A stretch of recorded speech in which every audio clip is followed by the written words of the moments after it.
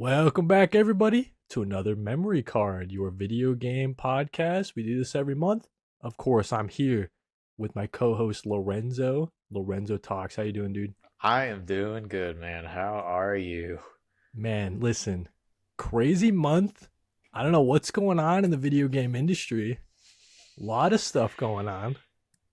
A lot of like little random topics over like the last month, man. Just like little things here and there. We got a big list. Yep. And just to let you guys know, maybe in the future, Lorenzo and I will be doing like a video game of the year. We'll do our own award show or something like that. Hmm. I haven't pitched that idea to Lorenzo yet, but that might be fun. But here we're talking about a lot of this topics from the month of November, some of them from October, but the biggest one being the Steam machine. Valve is Wow, finally, not finally, they've attempted stuff like this before, but like right? I think they saw a little piece of that console pie that Nintendo was enjoying with their like console handheld hybrid, and they're like, well, why don't we just release a console to go with our handheld? Yeah, so you brought up the fact that this isn't like their first kind of attempt at something like this. I remember like way back in the day, they had a box, but it was like a partnership with like Alienware or something like that. Yeah, they Um, had that. They had the original like Steam controller that was like right, really, I think it was controversial at the time. right. Um, but yeah, now they're double dipping. They're trying again, and from all the previews that have been coming out for the new Steam machine, it seems like the real deal. Yeah, dude. So, you mentioned it. They announced sort of like three different new products that they've been working on. So first off, obviously you have the Steam machine. That's going to be like it's up to 4K gaming, I think. So Hmm. 4K capable. It seems like More it like seems like it seems like the specs kind of put it kind of just in line with the PS5, and okay. maybe a little bit below, but it seems like the general consensus is like somewhere maybe between like the Series X and the Series S in terms of performance. I mean, that's like the sweet spot, bro. Like for what this thing's trying to do, I don't think it needs to be 8K gaming capable. You know what I mean? Like I think Yeah, once you hit that 4K like benchmark, you know what I mean? Then I we're think the goal is just to provide developers like one simple, you're like you said, one benchmark yeah, to test for PC gaming, because it's like yeah, the biggest issue with every release these days, like with using Unreal Engine, trying to hit 4K, like whatever, is they have to test it for so many different machines and configurations that it leads to problems. Like, you get yep, something like which kind of just happened with Borderlands 4, which, for all intents and purposes should have ran well, but it seems like given the fact that they just for whatever reason, some people had great performance with Borderlands 4, and other people it was like chugging along. So I think right. a big point of the Steam machine is to get around that and make it that like, oh, it gives developers an easy PC to develop for. Mm.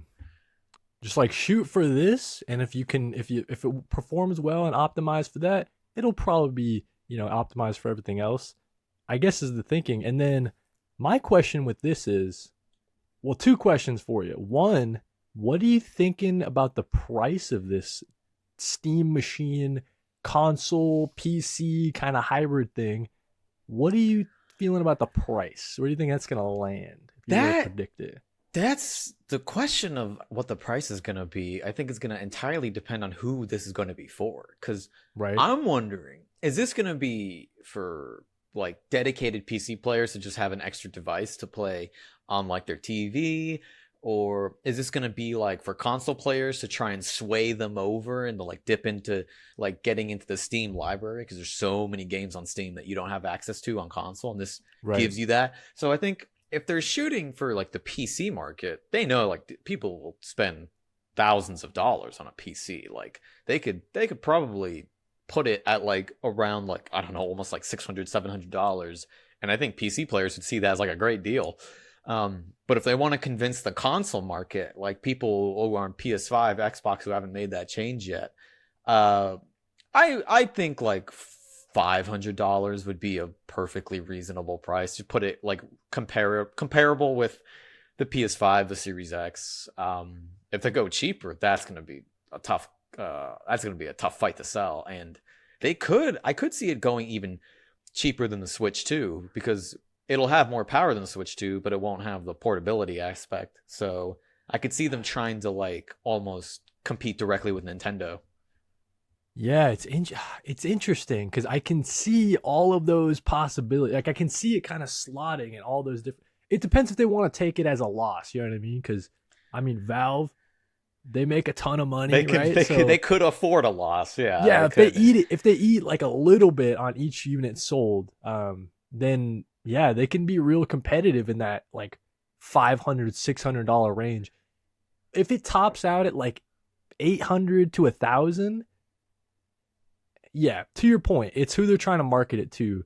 And then I guess my other question for you, does you looking to buy this at all? Does this excite you, the Steam machine? Do you have a place for it on your living room console? I mean, we have like one basically dedicated gaming PC, and my wife and I love playing PC games together. But like, you Mm, know, we've like floated the idea around of like, oh, it'd be like nice if like one of us could play on a Steam Deck and one of us could just play on the PC. And then, but like, if this is even better performance than a Steam Deck and yep. more dedicated console, I could see myself being swayed with this. Especially if like all of your Steam library carries over and stuff, and it's That's just like full compatibility, like it's yeah. like almost a seamless switch. Like if it basically acts as like a more affordable PC, uh I would probably totally get invested in it, because like, you know, everybody's got a massive Steam library. Almost like everybody is going to be able to take advantage of it day one. That's like the crazy part is when did you sign up for Steam? How long have you had an account, right? Because so many people have been on Steam for like 12 upwards of 12 years now, right? So you have that built-in library like you're talking about every single summer sale, every winter sale, right? Like people buying all these bundles. So yeah, I mean, that's like the bigger problem for people switching off of looking to switch off of Xbox, switching off of PlayStation is like I have my built-in like digital library. I don't want to lose that by jumping ship.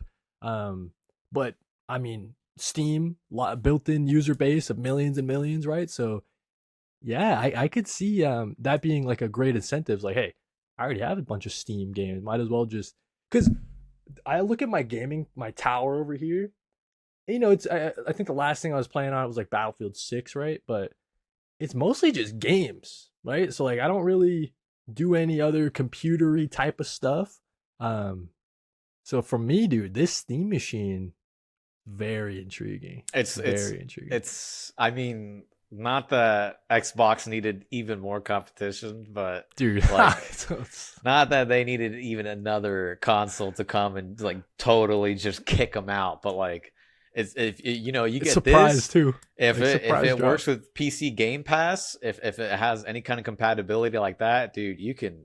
I mean, I don't see why you could kiss Xbox goodbye. Like this, I could almost see No. this as a potential replacement, because PS5, you know, they'll still have their exclusives, even though they're coming to Right. PC too. So again, even with Yeah. Steam Machine, now you can play Spider-Man 2, you can play God of War, Last of Us, all of these. You just Like, gotta wait a year or whatever, right? Yeah. the only thing the Steam Machine ain't getting, unless through emulation, unless you're sailing the high seas, is those Nintendo exclusives. So I could see for a lot of people that like their two primary consoles from now on, if this takes off, could be Yeah. just Steam and Nintendo. You know. Yeah. And then like you're saying, like for in my case, maybe you got that PS5 for the exclusives every now and then. But yeah, I mean Switch 2 for like the indies and the Nintendo stuff, and then you got your Steam machine. Yeah, I mean that's like a perfect utopia, idyllic world or something, dude. Like that's just and Yeah. I mean you brought up the point, like, yeah, just eating Microsoft's lunch, dude. On a random like Wednesday, they just drop this shit, right? Yeah. It's like Yeah, and I mean, like I said, like all at the end, those like PC exclusives that aren't coming to console that like people want, like that's gonna be like intriguing. Like there's still so many PC games available that aren't available on console that like people play all the fucking time. Um, I mean, yeah, I mean, yeah, that's gonna change. It might change the dynamic. We'll see. I mean, it could, you know, the Steam, what is it called? The Steam Deck, the handheld. I never had it. The Steam Deck, obviously super popular and super big for a lot of people, but still relatively niche, and I think still fell behind the sales of the Switch.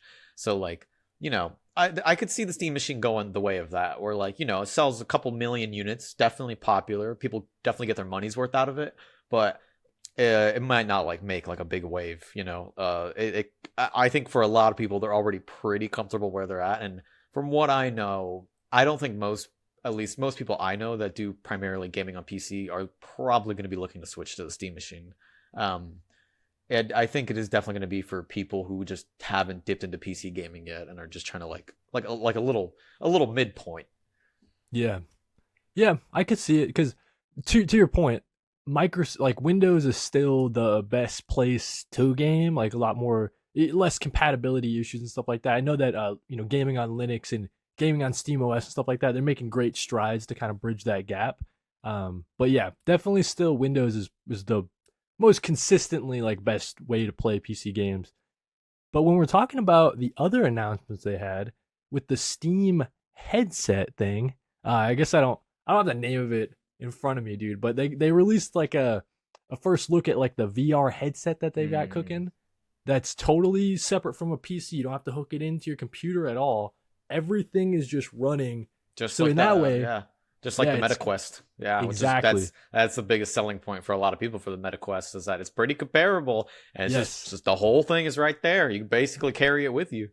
But with this competing directly with the MetaQuest, you don't have to worry about any of that Facebook bullshit into because that's like the big thing for me when I'm looking at like MetaQuest because they have a lot of cool exclusive VR games and stuff, right? But it's like I don't want to. I'm not like into that ecosystem, the Meta, hook up my Meta account, all this stuff. But now that Valve is coming out with a Steam headset that's directly comparable, and it's got all this like crazy tech like built in, everybody's saying the headset's like super comfortable. I'm pretty interested in like this could be my sort of entry into like VR kind of stuff because I had the PSVR. That's fun to mess around with. You know, you're doing like Beat Saber and stuff like that. But yeah, just totally separate from like a PC and just being able to rock the headset. What do you think Yeah. about the Steam headset? If they release it for because the biggest thing for the MetaQuest too for a lot of people is that it's pretty affordable. Like Right. I think the most expensive model of the MetaQuest is like maybe 500 $600. And Yeah, like the most yeah. common models like three like I have a MetaQuest. Mm, I got it like about a year ago, and I think that model was about 250 $300, which is like really affordable, especially yeah. for like the fact that it runs really well and it works great. So if they can release the Steam headset for, you know, a comparable price, $400 like $500, like that could be a big sweet spot. Right. Because yeah, I mean, I don't. I guess Valve's just been secretly working on all this for just years, just quietly in the background. It's like they're just like coming for everybody's throats, dude. They're like, yo, we know what that, and that's the thing too, is that they have all this built-in goodwill and this built-in trust.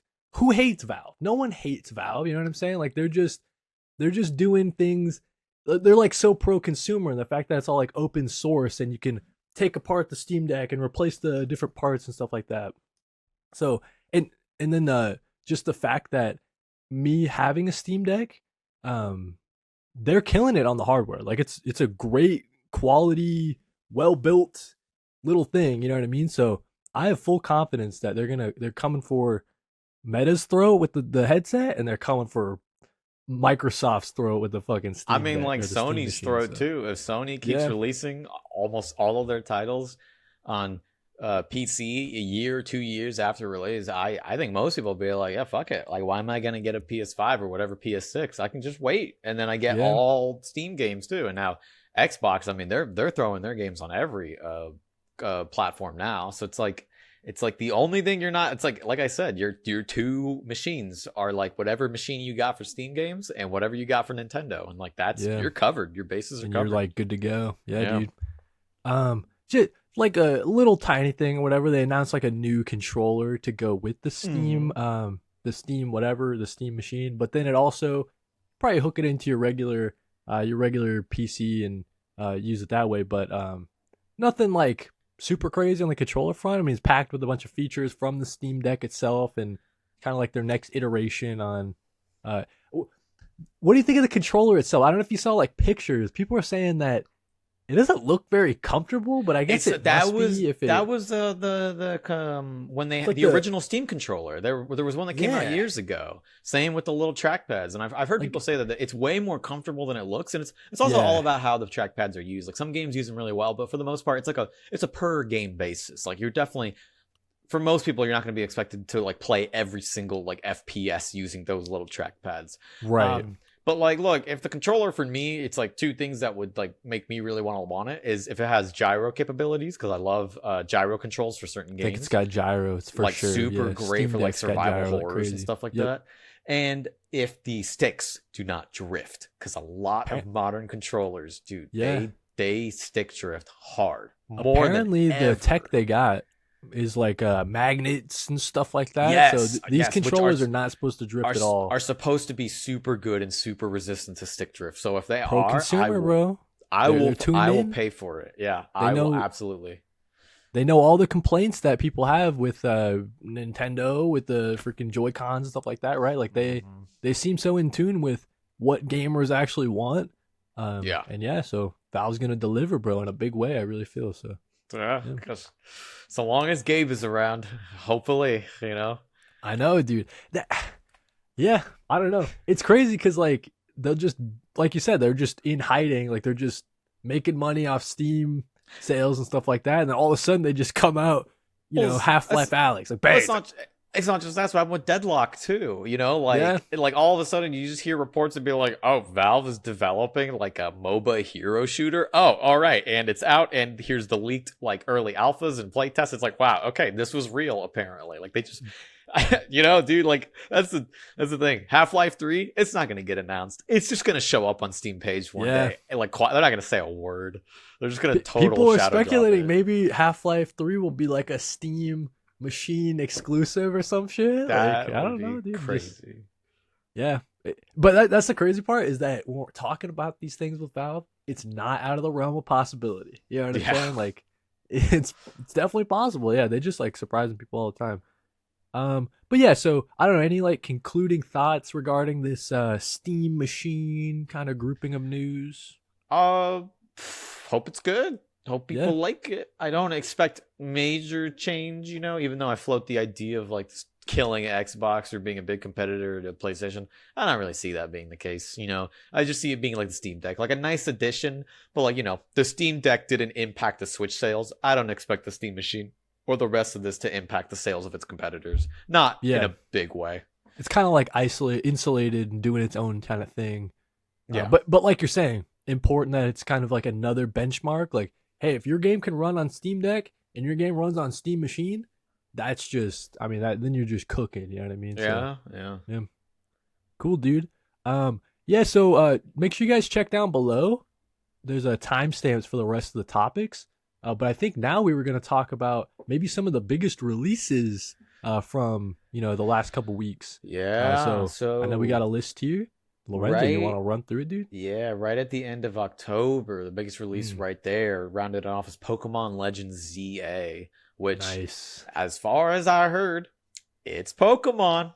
People are liking it. Pokemon. People like it. The people who don't like Pokemon still don't like it. Right, exactly. The issues that Pokemon has been having for the last 10 years are still there. You know, Right. The game's a little low budget. Art style's a little crusty here and there. Like development may be a little rushed.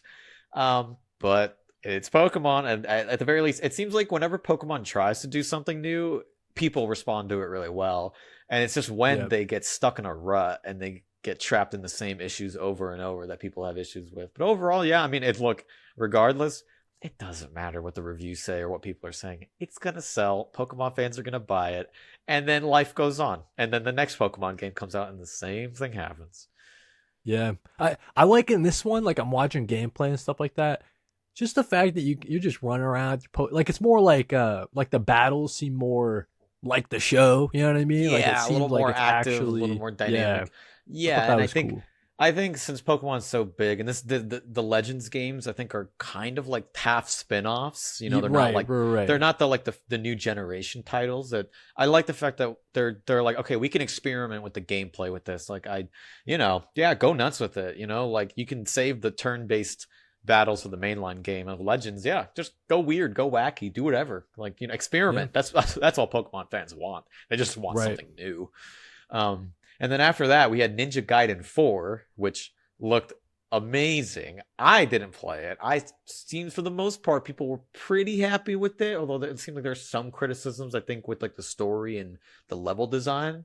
But like I've heard that the combat is like incredible. Yeah, that's the pluses I've heard, the combat. But yeah, definitely. Yeah, so I Yeah. think from what I gather, I think most fans of the series are pretty happy with that. I wonder how that's going to perform.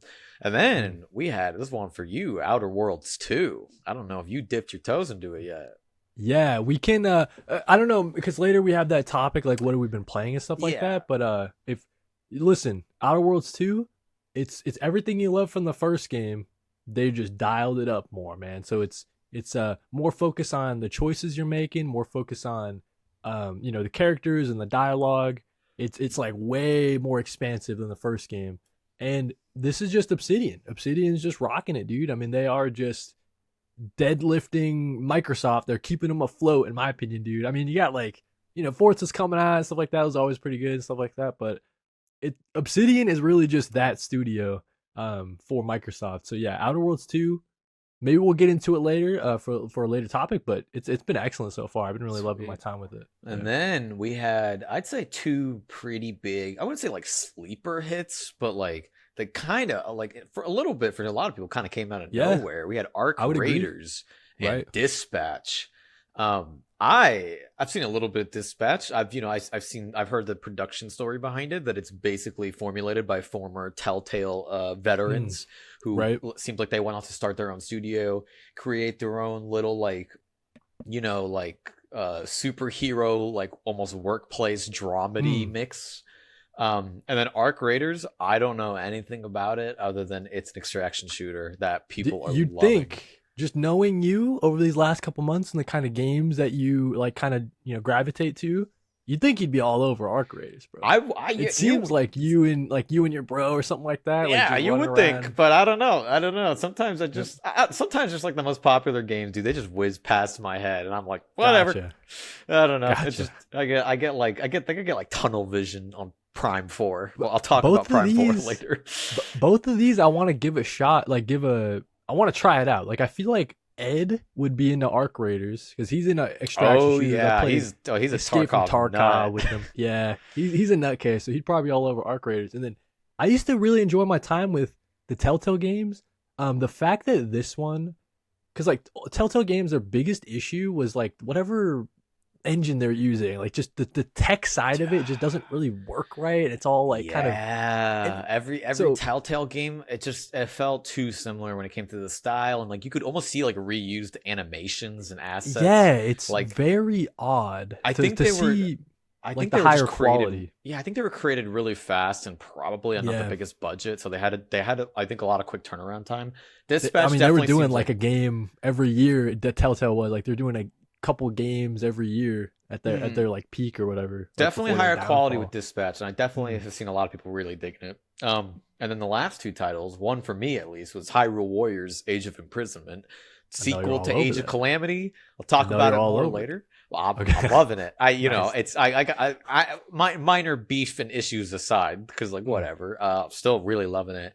And then what would normally feel like the biggest release of any given month, and now I haven't heard a damn thing about Black Ops 7. I haven't heard a peep about it, dude. Not good nor bad. I haven't heard anything. I mean, did this make a splash at all?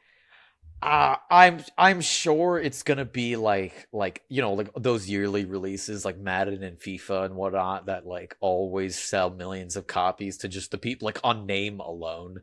But from what I gather, I think Black Ops 7 is at the very least, it seems like the multiplayer is fine. I think the zombies is okay.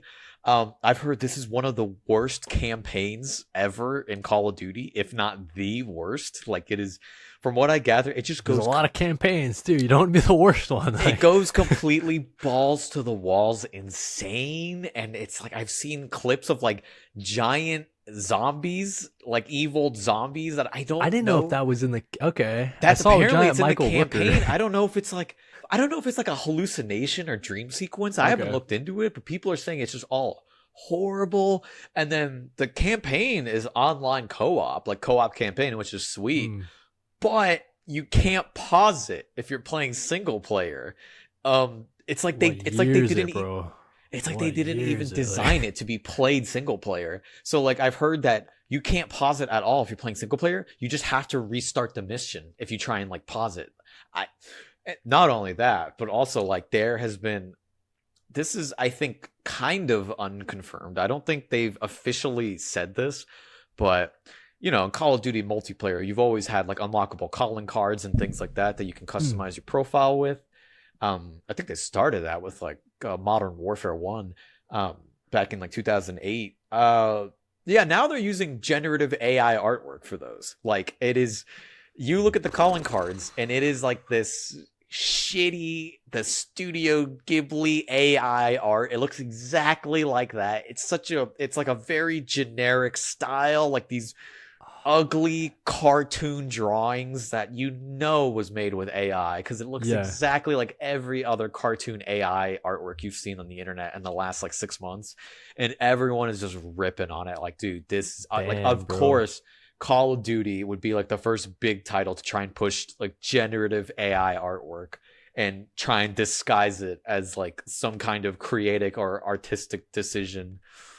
Like they need like so much like filler content that they can't you know what I mean, like stuff to unlock, and like you can't even just pay an artist, just commission them Yeah, to do I mean, like it's not like Call of Duty is one of the most profitable gaming franchises ever, and it's not like they do this every year. That's not Yeah, like right. this game came out as a surprise. They weren't surprised by the release of this. So That is very disappointing. Because I also saw, I mean, we mentioned Arc Raiders too. They had like an AI thing with like the voices. I guess like some the yeah, I think it's like they use like some kind of like AI yeah. combined with actual voice acting and voice actors, but that was upsetting a lot of people. You can even see it on the Steam page for Arc Raiders. They disclose that Mm. they use AI content. I don't know if Cool that they that's disclose it, but I think Steam requires it for games now. I don't know if that's the okay. case for the Steam page of Black Ops 7. Yeah, I wonder if it has like any reference to the freaking yeah. They were addressed and they all they said was like, yes, we use AI tools to support our artists and make great games. And it's like, all Yeah, right, yeah. that's a nothing burger answer. But yeah, other than that, I mean, it's out. I don't know a single person who's actually playing it. I'll be skipping this one, bro. Yeah. Every now and then, like it's been a while since I was like heavily invested in a Call of Duty, right? But every now and then I'll buy like I think the last one I bought was like Cold War, maybe. How long is that? 3 years ago, something like that. But I'll be skipping Blob 7. I think You know I what I think mean? Battlefield is right now where more people's attention is. But I Good for don't them, know. man. We'll Battlefield see. needs a dub. Yeah, we'll see where Call of Duty goes with that. Interesting. Yep. Yeah, dude. Now we gotta rush. We got a lot of little topics to get Dude, through. a lot of appetizers to get through. Hmm. Kirby Air Riders. He had his thing, his presentation. It was like 2 hours long or whatever. He's giving you all the juice on this game. What are your thoughts on Kirby Air Riders? Is this an exciting title for you from Nintendo, or is this one you might looking to skip? I was kind of indifferent, right? I saw Hmm. that Masahiro Sakurai was directing it, and every game I've played that he has directed is great. Like every Smash game. I never dipped into the original Kirby Air Ride on GameCube. Sakurai, right? Yeah, yeah. Okay. So after watching the two directs and after trying the global playtest for myself, That's right. which I think is ongoing right now, for this week, as a final weekend before the game releases, um, it's good. It's fun. It is like pure. Like this is a game that like if this was it is such the spirit of like a classic arcade title where it is Okay, just nice. pure crazy chaotic fun. Like if this was at an arcade machine, dude, I'd be dumping my quarters left and right. Like this game would Nice, eat dude. up my Okay. money because it is just crazy and chaotic. Especially with like city trial, which is the main mode where you're just running around collecting items in like a big, almost like a giant Mario Kart style battle map, and you're just running into people and like you're collecting power ups, and it's crazy. It's like 5 minutes long. It's just like a pure rush. I don't know what kind of staying power it's gonna have for people just playing it over and over again, right? But the good thing is at least from the directs that we've seen, that Sakurai is putting a lot of effort into Air Riders just being a full complete package, because you have the main racing mode, which people haven't even had a chance to really dip their toes in yet, because the play test that's going on right now is mainly just for City Trial. And then you have like an extra little mode, the top ride mode, which is kind of like classic, almost like RC car racing.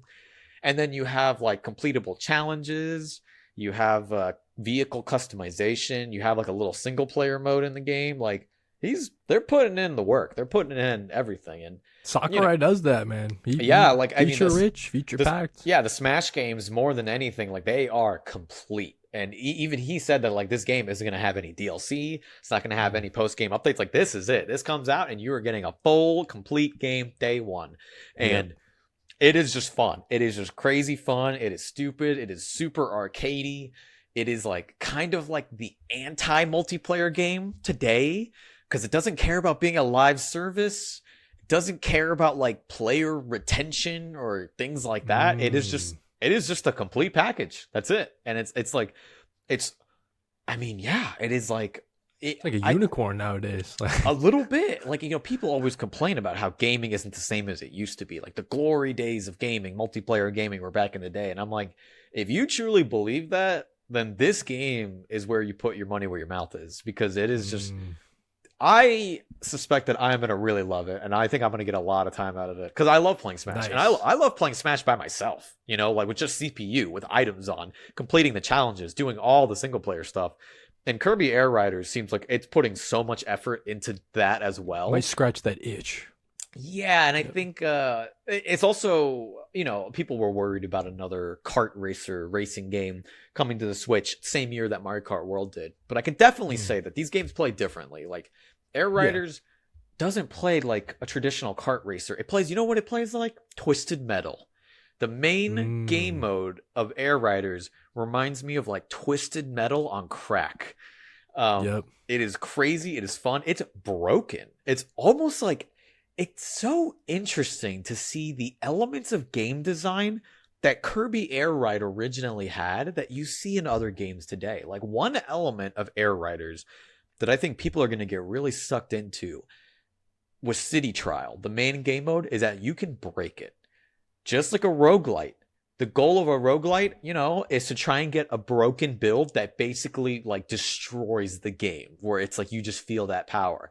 And you can do that in City Trial. You can collect so many upgrades and so many powers that I'm not even joking, Kody. You were zipping around the map faster than you can even process what's happening. I've seen some clips on Blue Sky. You just look up clips of Rick and Kirby Air Riders zipping around at high speed, and it is like, this game is crazy. It is almost like a competitive vehicle destruction arena like roguelite type game, which is everything that the original was. It's like this is not doing anything that the original didn't kind of already create the foundation for, but it's just taking it up to the maximum degree. So I've been playing it, and nice. It's fun. It is crazy fun. It's the truth, guys. Sounds like it's the truth. I don't know if it's gonna have the same staying power for everyone else, but for me, Smash is so fun to just sit down and play mindlessly. Like I can play it mindlessly for hours, and I definitely see Air Riders being that next thing. And you can see that, like Sakurai,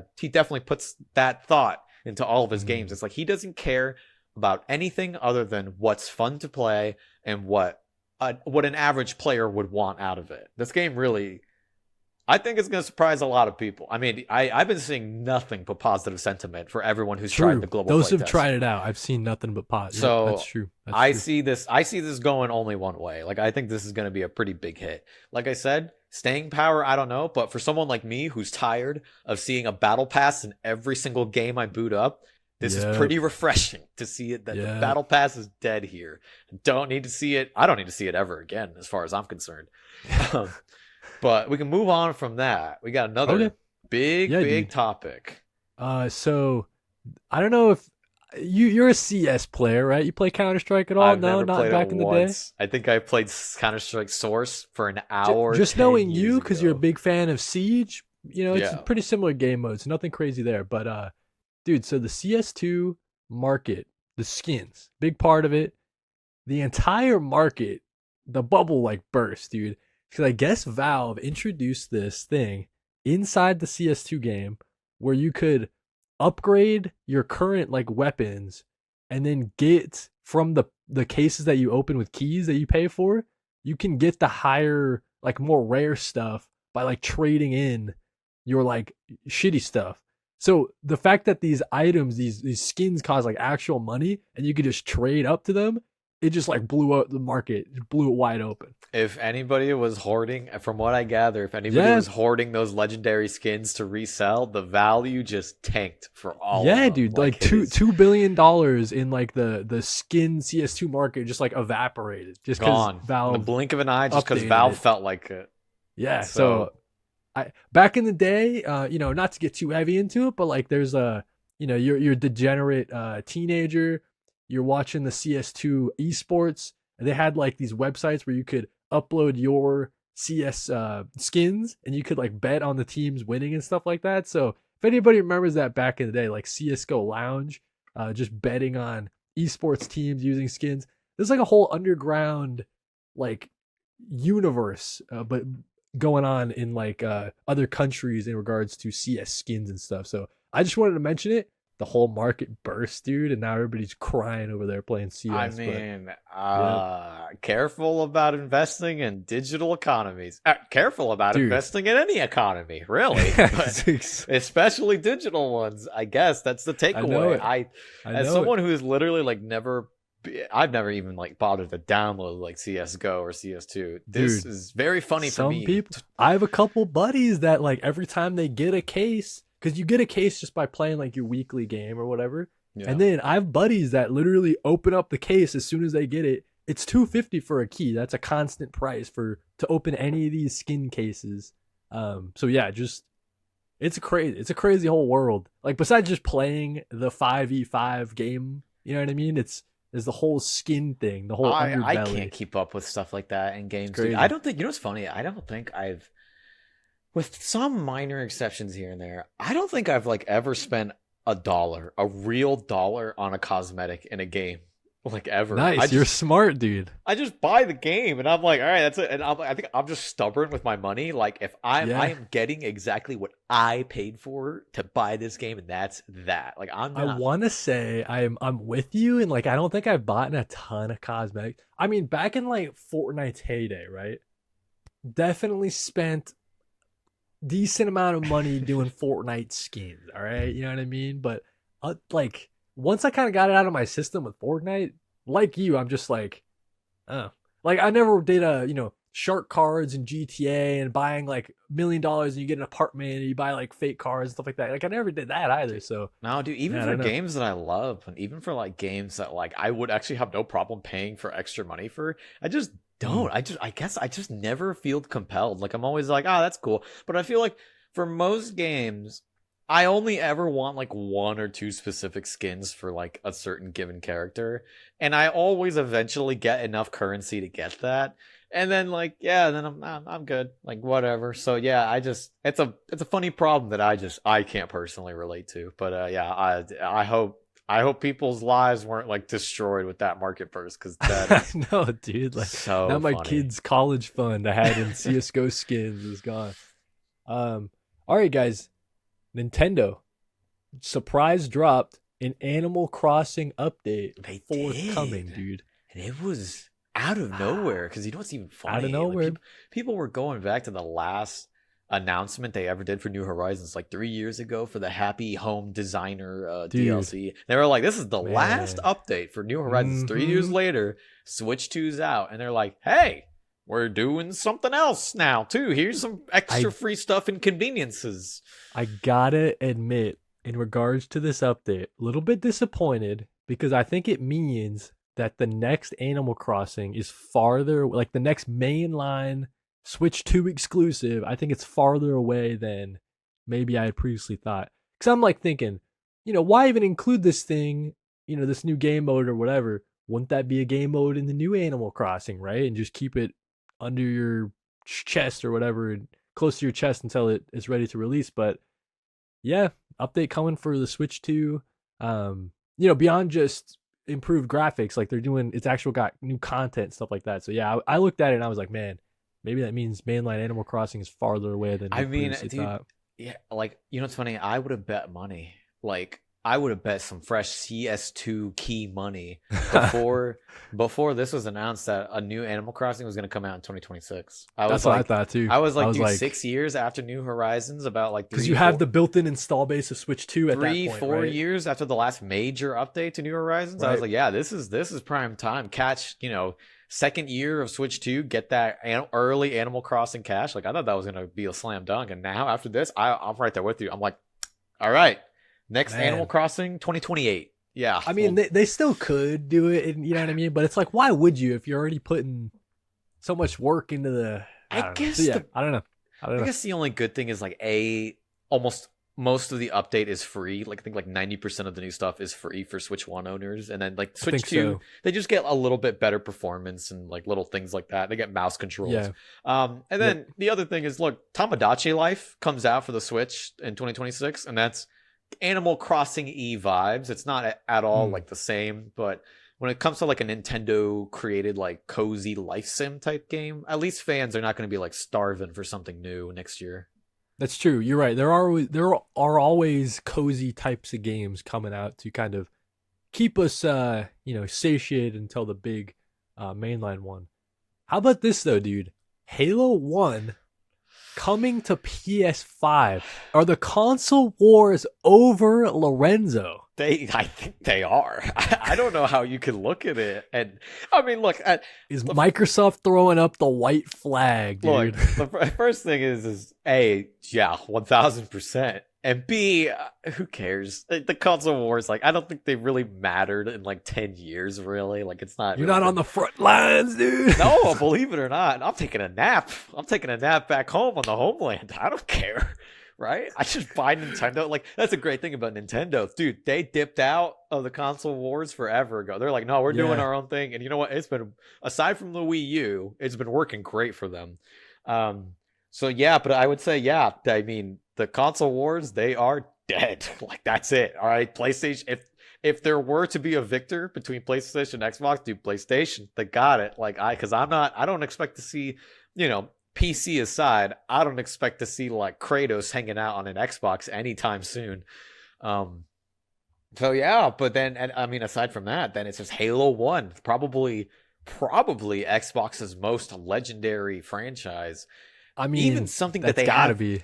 Even something I would say they have over PlayStation. Like Halo has been there since from one. They've always been the shooters, all the way to Infinite. I can't think of a PlayStation franchise that's been there from PlayStation 1 to now, except maybe Ratchet and Clank. No, Ratchet and Clank was okay, I see what PlayStation you're 1. saying. I see what you're saying. Like, So, a like, long-standing franchise that hasn't had like any break. Yeah, like I don't think there's any PlayStation brand or franchise that is as definitive and MLB, popular, I guess, and tied as Gran Turismo. Gran Turismo. I guess that's. But we're getting maybe like it. We're not talking like those are like.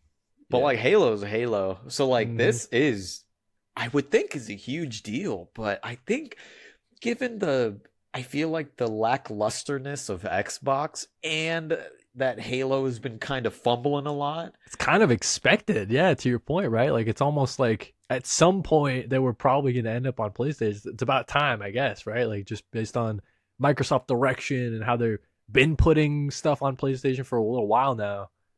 Yeah. Not just expected, but also just a little like, I feel like people were talking about it a lot the day of the announcement, and like the day after, I just felt like it went quiet. And everyone's like, all right, whatever. It's like, Yeah. it's like, Yeah, dude, true. 5 years ago, 10 years ago, this would have been the biggest news break No, ever. you're right, dude. Now, You're right, because of like actually. where Halo and Xbox is, and because the blow has been softened by like a bunch, like Gears of War just came out on PS5, like the Gears of War remaster, remake, whatever that was. That was like 2 months ago. That just came out. So like now it's like, I think, yeah, you're right. Everyone was expecting this, so no one's that surprised. And then you look at some diehard Halo fans, and they talk about the reveal and the trailer and the footage, and they're like, yeah, they're already butchering this. Like they're already, they're switching to Unreal Engine 5, which historically speaking has worked on every game that's ever come out. And then like, the art style, because of the brand new visuals, like the art style is inevitably going to change. The physics, it looks like changing maybe a little bit. Like I've heard complaints all the way down from like the visuals, the design, adding new mechanics that weren't there before, to just like the sound of the gunshots. Like even like the sound design is different enough for Halo fans. And to that extent, I almost ask, why? Why make this? Because like, Yeah. it's cool that Halo 1 is getting a remake on PS5, but if I was like a No, PlayStation no fan, multiplayer though, right? Too. no as well? So it's multiplayer, kinda just a like, campaign.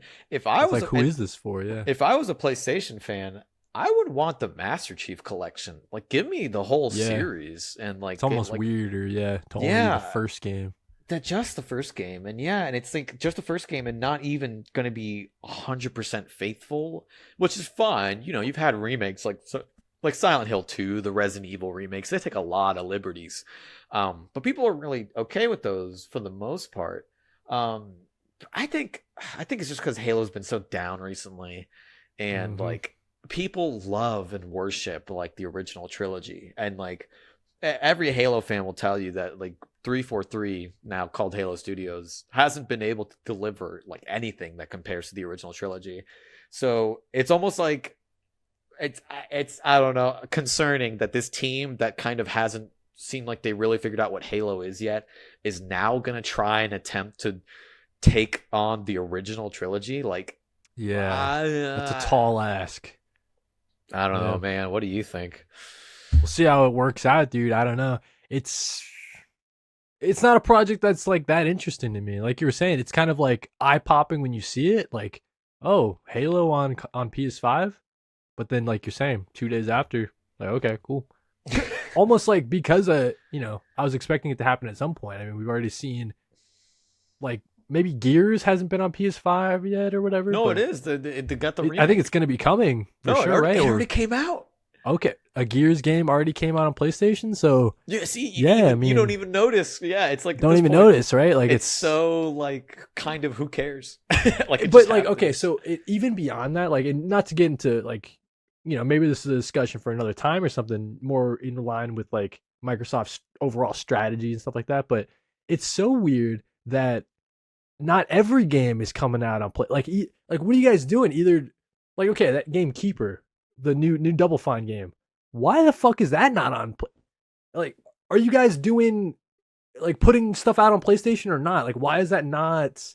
Not only that, but dude, they haven't promoted that game at all. Almost nobody. I want to play that shit. I'm a big fan of Double Fine. Why is that not on Switch 2, bro? Yeah. You know what I mean? It's so weird Yeah. to me. No, I know. It's like I mean, Psychonauts 2 was everywhere. Like, yeah, they were, because they were smart. They actually pushed for that, and like that was great, and everybody heard about it. Everybody played it. Everybody loved it. This, dude, It's just- I have not even seen a minute of footage of this game. I don't even know what it is or what it looks like. I've heard of it, yeah, because like I'm in Yeah. the gaming space, but yeah, no it's like a one's talking smaller about it. Double Fine for sure. Like, it's not like one of their bigger games, but I just find it weird. It's like, Microsoft, if you're not, like, are you guys putting stuff out everywhere or not? Like, why are you guys so picky and choosy with what you're doing? Like, what's your strategy? I'm just so Dude. confused by it. But Dude, anyways, this is an Xbox, this is an Xbox. This is an is- Xbox. This is an Xbox. Sometimes it's an Xbox. Your PlayStation's an Xbox. But Yeah.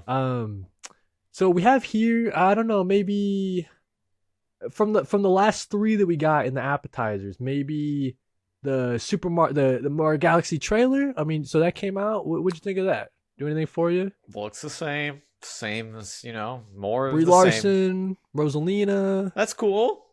Benny Safdie, Bowser Jr. That's a crazy pick. That's an weird. inspired casting choice. I respect it. I love Benny Safdie, but I didn't hear an interview of him talking about like how much Bowser Jr. as a character means to him in life. Yeah, that's a weird pick. The trailer looks fine. I don't know. I didn't get like major Galaxy vibes from it. Like aside no, definitely from, not. If you, this might sound like nitpicking, but I feel like if you just cut out the scenes in the trailer that featured Rosalina, and then you just kept everything else the same, I don't know if I'd guess that it was Galaxy. Like it feels. No, you're right. It's just like a sequel. Right? Yeah, Galaxy has such a unique like vibe that I don't even know if, like how much they even showed like elements that are taken from Mario Odyssey. So I think that's cool that like they're combining not just Galaxy but Odyssey and maybe some other Mario games. I saw that they gave Rosalina like some of her moves from Smash. I saw, which I'm not like a Smash head. Like I didn't pick up on it, but I saw some people like, oh, that's her like dash move from Smash. That's cool. That's cool. That's true. I mean, yeah, but yeah, Galaxy has a very interesting vibe. And Galaxy, I mean, the fact of the matter is like I won't have any strong opinion of this movie until I hear the music, because like Galaxy. Is Galaxy because of that music. Like it is, its score is like really good. That's like a top 5 video game of soundtrack. all time. I think it's one of the greatest soundtracks of all time. Like for me, I think my top 2 are, like, not joking, Mario Galaxy and Sonic Adventure 2. Like those two, perfect, absolute. So I got to see what they do with that, because that's like that score really contributes to the grand feel and scale of Galaxy. And like, yeah, I mean, I it comes down to just it being an interesting story, So I hope they deliver. If it's just like more of the same of just like Mario dicking around while like, I don't know, man, Guns N' Roses plays in the background, I'm just gonna quietly like sigh and then walk out and be like, yeah, that was. Gotta have an original score. You can't have license. I hope not for the license movie.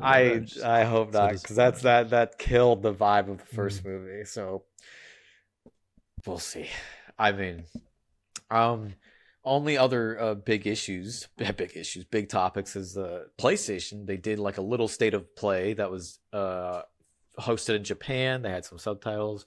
They revealed a bunch of like interesting looking titles, like some stuff that I was like, yeah, that looked neat. They revealed like that Marvel Tokon is getting another beta. I think starting like early December. Other than that, I didn't see anything groundbreaking. I don't know if anything stood out to you for this presentation. Yeah, it's not. Yeah, when you're talking about like Japanese, like JRPGs, right? Like that's not my vibe, anyways. And then, I'm not like the biggest Square Enix fan, or like I'm not the biggest like Capcom fan typically. But I think it is cool that they are putting an emphasis and an extra push on their Japanese and Asian developers and stuff like that. Because for a while we were seeing them kind of trend more towards like the Western stuff, like closing down some Japan studios and stuff like that. So it is cool to see them kind of put that emphasis back on, because that's still like a big user base for them, and it's still part of PlayStation's heritage and stuff like that. Like you'd want to see them to celebrate that a little bit more. So I thought that the idea of the State of Play Japan is cool, and it is something I want to see them continue, but not a lot speaking to me. But that's just kind of the games that I play. But I don't know. What are your thoughts on the just like nothing really stood out to me. It seemed fine, but like, yeah, I agree with you. I'm glad that they're doing it. I'm glad that they're pushing for it. They should, because I would also be fine if they just combine the State of Plays, like rather than separating the Japanese ones. Just throw in some more. Throw in some of these announcements with the main State of Play. Like I think people would be happy to see it. I think it'd be a good way to get some exposure to it. But if they want to divvy it up, I mean, it could be that it's like, this is specifically just for like their Japanese audience. Like they don't want to put Wolverine in the Japanese State of Play or combine them, because like maybe Japanese players don't give a shit about something like that. Could be. And then our final, almost news, not quite news yet, but the Game Awards nominees are coming up. Like he's gearing up. Little Jeff, so little yearly show. I think typically they have 6 awards for the Game of the Year. I was thinking maybe like you and me, like what are the 6 that are going to be maybe definitely kind of, or maybe not 6, but like what are some definite games of the year that are going to be on there? I think Hades 2 is a lock. That's dude, a lock. it's not even just that. I feel like I could just tell you who's gonna win right now. Okay. I think it's gonna be Expedition 33, given given the People love fact that that shit, dude. That's it is gonna be a like nom for sure. it's a debut title. It's like Hmm. a double A like indie studio, double A title. People loved it. It's an RPG, Slammed onto the scene, bro. super People were hyping it up like cinematic. It's got crazy. popular voice actors that were in it. I feel like it meets all the criteria that the Game Awards love when it comes to like Yeah. what games they decide, right? Beyond I think Hades 2, Hollow Knight Silk Song, and I think Bonanza's on there, DK bro, for nom. Bonanza. I think like those are the four safest options for the. Even if Bonanza doesn't win Game of the Year, it's definitely gonna win like family friendly game, and like it's gonna Yeah, win. It's gonna I clean think up it's. in I don't think categories it's like gonna that, win. so. I think it's gonna get nominated. Almost every time Yeah. there's like a big Nintendo release, I feel like it always somehow makes a Game of the Year nomination. Yep, And yeah, I would Bonanza agree with makes that. sense. I got no problem with that. For the last two, I don't know. Nothing stands out to me right now, but I know that. Some people were saying like Kingdom Come Deliverance 2, if you're into like Yeah, that you was know early. It's the just hard to remember because it was so early in the year. I think Kingdom Come Deliverance 2. I don't know if Nyote gets a nod. I mean, I've been loving it, but I don't know how maybe people generally feel about. I could see recency bias kicking it. Not that it probably doesn't deserve it. Like I don't. I know people are really into it, but I think Dispatch could get a quick like sneak Game of the Year nomination. I saw something because there's something with like the dates, right? So like if your game doesn't come out all the way by a certain date, then it can't be eligible for this year. Something with that. So I don't know if same thing for Arc Raiders. I think Arc Raiders might be on like the very edge of what they would consider. Yeah, you know what's So- funny? It makes me think. I don't know why they don't just like host the awards in like January. You know, so like the right, games and just because yeah. you know the problem is this happens every year. Games that release in December they don't get nominated for the right next because year. people forget about them by People the forget. time. Yeah. Smash. I remember this because I remember Smash Ultimate came out the day of the awards of like those years awards. Obviously it couldn't get nominated, and then I was Yep. like, oh yeah, it might get nominated for the no. Everybody People forgot. just forget about it. Everybody Yeah, yeah. forgot that Ultimate came out, which I don't blame anybody for forgetting. But then it's like, yeah, it feels weird. So yeah, Arc Raiders, maybe Dispatch might not make it because Dispatch's like last chapter only just came out like maybe like a week ago.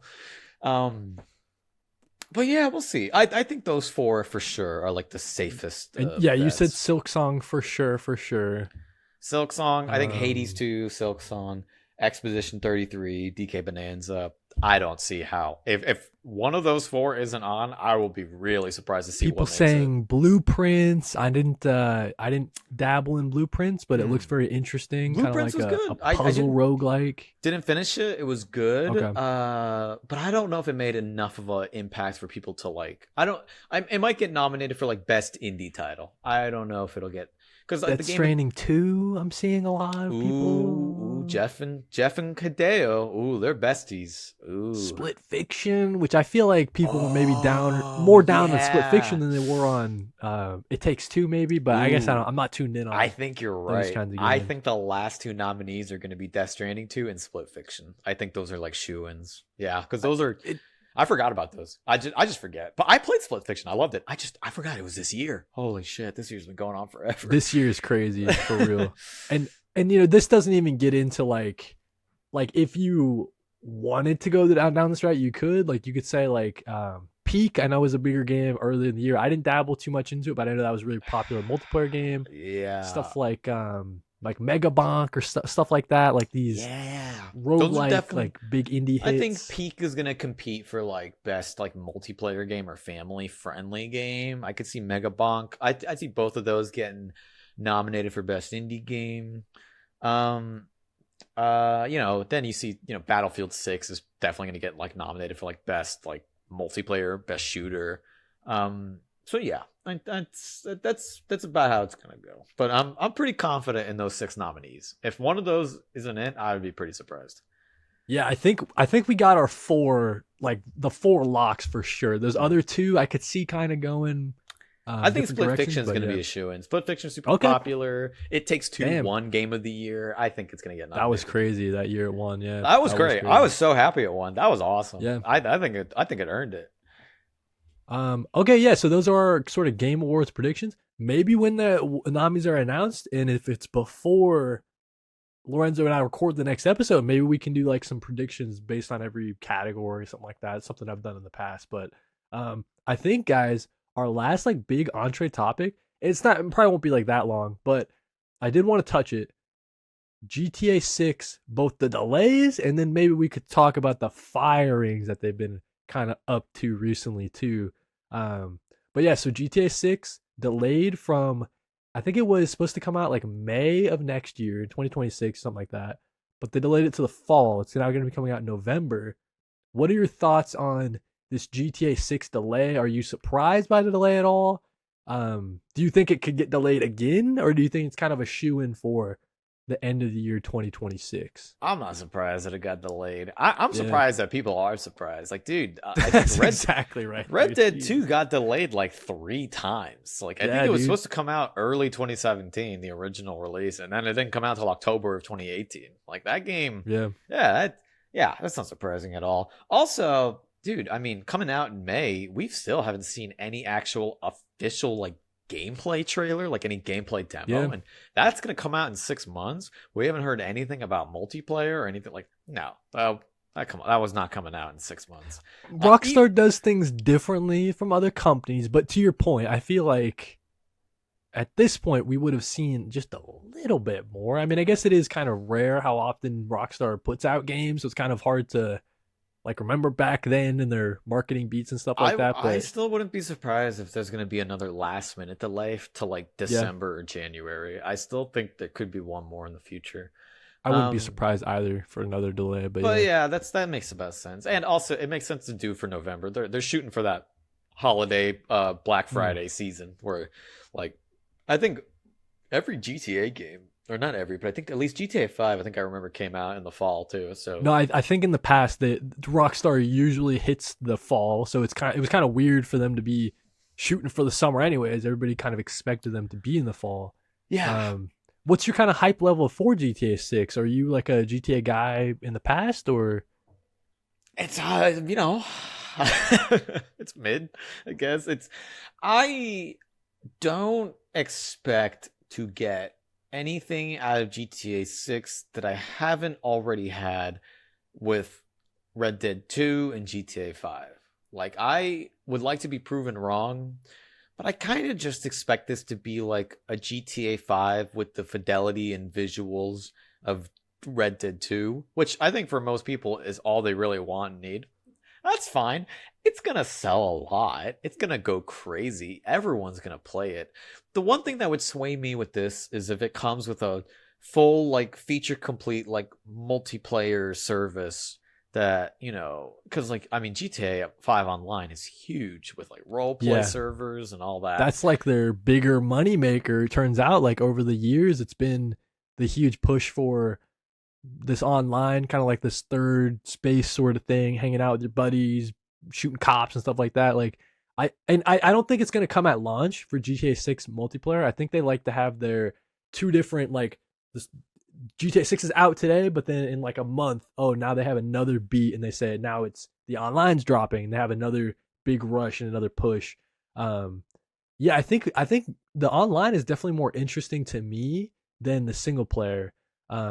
Just to think about like all the improvements, all the things they've learned since GTA 5 online. It could be interesting. That could be like the I don't know. It could suck up like a lot of the oxygen from the games as a service sort of space. I could see a lot of people maybe making a jump to the GTA Online side, but I think for me, for GTA 6 to really grab my attention, I think they got to do something different. In a way that like would still make sense with the world. Like, I think if they were to incorporate a lot of like, when I say this out loud it might sound bad, but if they were to incorporate like RPG and like social sim elements into the game, I think that would attract me. And when I say RPG elements, I don't mean like collectible inventory and like loots and like upgrades and dumb shit like that. I'm tired of seeing that in like Assassin's Creed and whatnot. I mean like actual role playing, like incorporate like simulation elements. Like, you have a job that you can go to, and like you have like a part-time job that you can go to. You can work at different places. They had this system in GTA 5 Online where you could buy like different apartments and stuff, but like they expand that where like there are more locations. You buy, you can fully decorate on the inside. You know, you have different jobs, criminal underworld stuff. Like you can manage different, like management, social sim elements, things that all tie into the idea of basically like playing as like a criminal. Like maybe like you can own and run like businesses, kind of like in Yakuza, you know? That sounds like a lot, but Rockstar is known for doing a lot. Yeah, I was And gonna say they have kind of the bits and pieces that they've kind of experimented with in the releases of GTA Online, like all the heist stuff. You know what I mean? So yeah, I and could see them kind of fleshing that I out would and love to expanding see it in a big that like way. also combine in online, and you can do that Mm, like multiplayer with your friends. Like, I mean, I think one thing that could be fucking crazy is if they somehow incorporated like multiplayer and the campaign together. Like, I know there's two playable characters. It's like, what if they mm. did like a co-op campaign? I mean, I'm throwing out ideas, right? I'm not saying they should do any one of these, but if they just do GTA 5 again, I'm like, all right, It wouldn't be you for know, you. like That's not what you're looking I don't. for. I'm not Yeah, looking for that. I don't want an open world that's huge. That's like that takes like an hour to like drive around and explore. Because like that's what you're gonna get for I this mean with world, at least. You I know mean what I with mean? GTA But 5, like dude, I like 40% of that map is just like kind of barren wastelands. Like it's kind of nothing. And yeah, like the there's a only large interesting part desert. is Yeah. Los Santos at this. So I do hope they put like more focus on like the city, you know, have a lot more like buildings that you can go in, like have the city feel more reactive. Mm. Maybe like if you develop like a wanted level, it's like something that you like you can shake off the cops, but you have to pay to fully get rid of. So there's a lot they can do, right? And I think people don't think of stuff like this because they just want like an open world game where you shoot around in cars, and it's like that's fine if that's all they want and that's all they deliver, you know. But I feel like they could do so much more if they just invest and try different mechanics that would suit the open world. I mean, I can't even name stuff, but I just like you know, it's one of those things where it's like I don't think people are gonna know what they want until they show it to us, and Mm. I just want to see something. I want to see crazy stuff. Like I want to see them try things that have never been tried in GTA before. I've rarely been tried in open world games. I want to see them like push the envelope for like freedom, Like, like don't play player it freedom. safe. You know what I mean? Because there is that worry that they could just literally just do a GTA 5 online and still make millions and millions of dollars. But yeah, it's a good Yeah, point. Like, how are they gonna push the envelope? I I would guess. love Yeah. to see the world feel reactive. You know, like Mm. I know people just want a sandbox, but I'd love to see like, you know, like if you, I don't know, you could do a lot with it. You could do something really interesting with the story. You could have it be something as simple as like, oh, as the story progresses, the city itself becomes like crazier. Like NPCs start becoming more angry, more reactive. There's more police going around. There's more violent crime happening. You know, like I don't know. You could do a lot with it. And I just hope they do something new. That's basically it. I don't know what I would want them to do. But I just yeah, I hope it's new. And I know for Red Dead 2, it basically was like Red Dead 1, but it did put more elements into like the simulation elements. Like there's like, you know, cooking, and there's more elements when it comes to management and how you handle all your guns and stuff like that. But like mission design was basically the same, like just regular linear narrative missions. I expect that will be the case with GTA 6. I don't know. I'd be curious to see that they try something different with like mission design too, more open-ended mission design. They could do something like I don't know, like Metal Gear Solid 5, which had like objectives in the open world, but you can complete them however you want. Like there was very little restriction in MGS5 with how you approach that open world. And I think if they were going to take cues from like other titles, I would love for them to start there because I think MGS5 is fucking incredible. Its open world is amazing. The way it handles its missions is great. There is no one way to complete any of the missions in those games for the most part. And I think if GTA 6 wants to take full advantage of the open world in a brand new way, I think that's the direction they would go with it. Cool, dude. Yeah. So we'll have to stay in tune with GTA. We'll be covering it here. When they do new gameplay trailers, we'll get a pulse on seeing how Lorenzo's feeling about it every so often, guys. Don't you worry. In terms of them firing, I don't know. Like I don't expect us to talk about this for too long, but yeah, they are union busting. I mean, they're Yeah. firing like What 30 else is people new? who are starting to try to do a union. I mean, it's just It's just another corporation, being a big corporation and not being worker friendly. So it's like this. It's not surprising. I mean, I think they've been caught union busting in the past, right? It's just you don't want them to have a union for some reason, guys. Nope. Even though you're making millions and millions and millions, right? Nope. Because Rockstar is one of those companies, like, obviously game dev, a lot of crunch. It's an industry known for crunch, right? Oof. Other companies have sort of figured it out and they've sort of gotten their way through the crunch, but Rockstar is still one of those companies that in 2025 you still hear these horrible stories about, Dude, just the working I'm conditions. telling you And right now, that delay that from May to November, that means that those developers are. I think they're going to be crunching for the next year, like I just yeah, straight up. Exactly how I read the the situation. horror story, Jason Schreier horror story is sure to come. Yeah. Right? It's like, it's just crazy, man. So yeah, so fuck Rockstar in that regard. I mean, just anybody who doesn't want people to be in a union, like if your workers want to be in union, like it's on them, man, to want to be in a union. It's crazy. Anyways, um, okay, cool.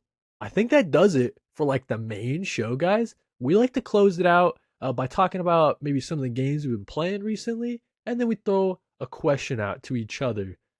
So I guess I'll start with what I've been playing, and then maybe I'll throw it to you because I think I can get through mine pretty quickly. Ghosts of Yote is pretty sick. I kind of put it on the back burner just a little bit because I'm trying to do Outer Worlds 2 and Ghosts of Yote. I think Outer Worlds 2 has kind of got my interest a little bit more, but I do plan on getting back to Ghosts of Yote at some point. Um, Actually, we mentioned the Steam Deck earlier in this episode. There's a thing you can do with the Steam Deck. You can get it, so it's called Chiaki 4 Deck or something like that. It's like weird download you can do from whatever. You can play your PS5. You can remote play your PS5 straight to your Steam Deck. So I've been laying in bed with my Steam Deck. I'm playing PS5, and it's been really great. That's how I've been playing PS5 recently. So yeah, Ghost of Yote is excellent. Just more of what I loved from the first game. Better protagonist too. I'll mention that because not that Jin was a bad protagonist, but this new lady, she is such a badass. It's like a total revenge story, and she's not so focused on like being honorable, right? Like Jin's like whole thing was like, I gotta walk the line of the honorable samurai, right? This chick is like, yo, I'm gonna kill every person that try to kill my family. I'm gonna kill you. I don't care how I'm gonna do it, right? So Like John Wick. yeah, like she is just like one of my favorite protagonists that I played in a game recently. She's so sick. Outer Worlds 2 is excellent. I mentioned it earlier at the top of the show. It's just more what I love from Obsidian. It's their next biggest game, right? It's just more of what I love from that Fallout New Vegas kind of vibe. Yeah, I would really recommend Outer Worlds 2. I didn't think you need to play the first one, honestly. You can just jump right into the second one. If you're into like the Western RPG, Obsidian's some of the best to ever do it. Hades 2. This game is insane. This game is so good. Hades 2 is like I put the first one on my like top 3 games of all time, right? Probably. Like just on site, like just a gut feeling. I think Hades 2 it's better than that somehow, which is crazy to say. But maybe it's not so crazy because it's super giant, right? So maybe that was expected. The thing about Hades 2 is that I'm finding out it's like 2 games in one. There's one part where you can go to like the surface, right? And that's like a whole other like game with its own set of bosses and abilities and enemies to fight and stuff like that. So I'm just scratching that surface. So there's like 2 different games you could play within Hades 2. It's crazy how much they packed into this. Hades 2 is insane. Ball Pit. Okay. This is a game that I was excited for. I forgot what showcase we were watching where this was kind of teased. It's a like a brick breaker, right? Yeah. Brick breaker roguelike. And I'm like thinking in my head, like, how the hell is this gonna work? It fucking works, dude. Dude, It's I'm, so I'm sick. glad. I'm glad. I haven't checked it out yet, but I'm glad you did Dude. because it looks fun. At first, right, I'm like, oh, it's not doing it for me. But literally, like, once you unlock like that second character, it really starts. You really start rolling. And the cool thing about Ball Pit is that other roguelikes you have like little breaks, right, where you make a decision or you're kind of just chilling for a second. Ball Pit is the whole level it's like nonstop, right? So the runs are like 15 minutes. They're nice and short. So in that way, it's like a really approachable roguelike. You just jump in. I got some time to kill. Let's just do a quick run. Um, versus Hades 2, where each run can be like, yeah, be pretty lengthy, like an hour long sometimes. Like, of course, you can save now in Hades 2, which is nice. Like, you can come back to your run later. You don't have to just restart the run. But yeah, so those are like the 4 games that I've been mostly putting my time into. The Switch 2, I'm just loving it. And then Steam Deck, I'm playing some PS5, which has been great. I guess I'll mention just really quickly Absolem, which is a roguelike like beat 'em up in like the Streets of Rage kind of flavor of it. Um, I haven't messed with it too much. I don't know if it's really scratching that itch for me. So I don't know if I'll put a ton of time into Absolem. Not that it's bad by any means, but maybe just like a little bit too slow as far as roguelikes go. Um, like them a little bit faster, more like pressing more buttons more often, right? I feel like in Absolem, I'm just like running for the most part, maybe. Like, I don't know. Anyway, so those are the kind of 5 games that I wanted to touch on. How about you, dude? What have you been playing recently? A lot of little stuff here and there. You know, it's funny. I didn't think I was playing that much over the past month, and I looked at my list because I always write them down, and I'm like, oh god, I was doing a lot. So to bank off of Outer Worlds 2, funny enough, I actually didn't play as much as I originally wanted to because I've been doing a little more light reading. Just shout this out real Oh, quick. Big because oh, because this no way, guy dude. because this guy always talks about East of West. I was like, you know what? I wanted to check this out. Dude, I this got guy's reading East of West, dude. Are you yeah, kidding yeah, me, dude? yeah. I'm on the second volume. Well, Okay, I'm nice. almost done with the first volume, but I have the both of the first paperbacks, and I picked up the first paperback of Absolute Batman. Damn, that Look was at this good. guy, dude. Absolute Nice, Batman. Oh, dude. I can't wait. I think the second volume comes out in like February with I think you're Bane's right. art. Yeah, yeah. But yeah, so thanks for the recommendations.